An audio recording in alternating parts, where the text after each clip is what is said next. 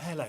I'm going to talk to you now about the Potsdam Conference, which is the third of the three conferences held by the Grand Alliance of wartime leaders, the Allies, that's Britain, America and Russia. You'll remember from previous episodes of this, there had been two previous conferences, 1943, Tehran, and February 1945, Yalta. Now this is the third and final conference between the wartime leaders on the Allied side, and they're basically trying to work out what to do with with Germany, because the war is effectively over. Remember that some key changes had occurred between Yalta and Potsdam.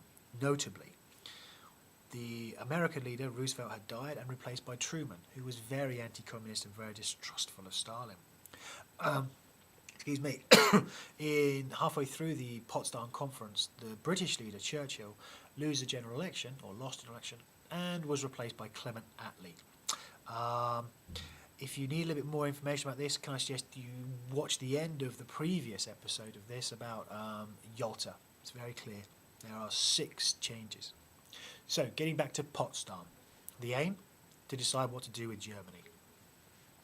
There are various points of agreement. In fact, there are 7 points of agreement at the Potsdam Conference. The first is they agree they're still going to divide Germany up, like they'd agreed at Yalta. People often get a little bit confused, which one was it, Yalta or Potsdam, where they agreed to do it. They did it at both. Secondly, they agreed to demilitarize Germany. That means to disband their armed forces to prevent Germany ever attacking anyone again and causing another war. The third thing is they're going to re-establish democracy in Germany. Now, Germany had been a Nazi dictatorship.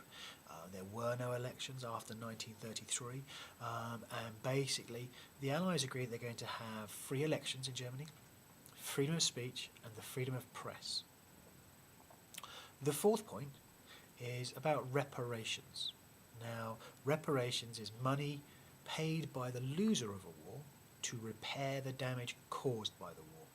You may remember this from Year 9 history of the Treaty of Versailles, the £6.6 billion worth of reparations that Germany had to pay to the Allies because of the First World War. Now, what was agreed at Potsdam was that Russia would receive reparations, but not cash. It was going to receive goods, equipment and materials from Germany, not money at all. This was going to go to Russia because Russia had suffered the most in the Second World War. I mean, horrific stuff happened out there. Over 20 million Russians had died in the Second World War, and the Soviet Union was going to get 1/4 of all the industrial goods made in the western zones of Germany, and in return they were going to provide some food and stuff for the western sectors. And the fifth part is they agreed to ban the Nazi Party. And they were going to have trials of Nazi war criminals that would be held at Nuremberg in 1946. The sixth point, again very much linked to Yalta, is that they agreed to fully participate in the United Nations. And the final point is that the Polish frontier, which remember at Yalta Stalin had wanted to move further towards the west, so Poland was made slightly bigger, was indeed going to be moved westwards. They agreed that. So quite a lot of points of agreement really, 7 of them, many of them reiterating what had been agreed at Yalta, but some new ones as well. However, there are 2 very important differences or disagreements. One, the question of what to do with Germany, and this is really important when you understand why there are problems in Berlin in particular. Bearing in mind that 20 million Russians had died during the Second World War, Stalin wanted a huge amount of compensation from Germany because he wanted to ensure that Germany was absolutely crippled, so it could never be in a position to attack Russia again. Bear in mind, Russia's been attacked twice in 30 years, 1914 and 1941. So it's got a point here. It just wants to make sure it's completely safe, and the easiest way of doing that is basically by crippling Germany completely.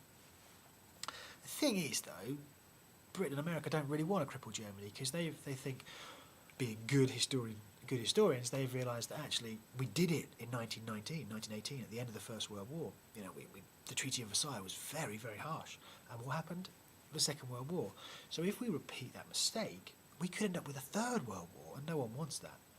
Plus, if Britain and America cripple Germany, they're going to have to pay for the Germans in their sectors.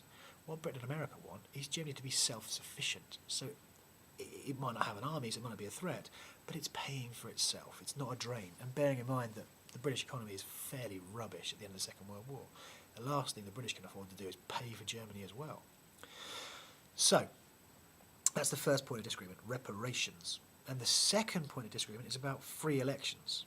Now, Truman wanted free elections in Eastern European countries, particularly those ones that had been occupied by Soviet forces. And essentially what happened was the Germans had invaded Russia, pushed the Russians back, and then the Russians fought back and pushed the Germans all the way back into Germany. And in each of the countries the Russians passed through on the way, they left a few troops there to keep control. And what Truman wanted was free elections in those countries.